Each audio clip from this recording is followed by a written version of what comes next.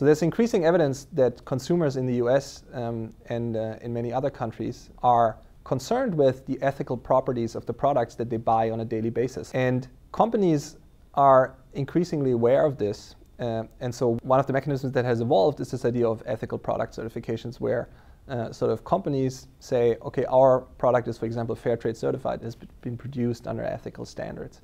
We are trying to assess whether this approach actually works on the producer end, whether it improves the livelihood of small-scale farmers, and whether it works on the consumer end, whether consumers are actually willing to pay more for products that they know have been produced under more ethical standards.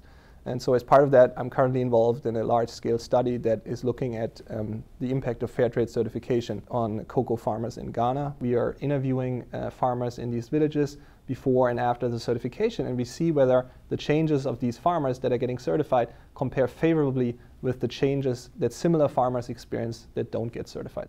MIT is an ideal place to engage in this kind of research because I can draw upon the experience of other faculty in this area. I can draw on MIT's resources. For example, as part of this project, we are also testing the water quality. And so I called up the water engineering department here, and they had just developed an off-the-grid water test that we could just put right to our numerators and test this in the field. And so there's a tremendous amount of very useful collaboration here at MIT.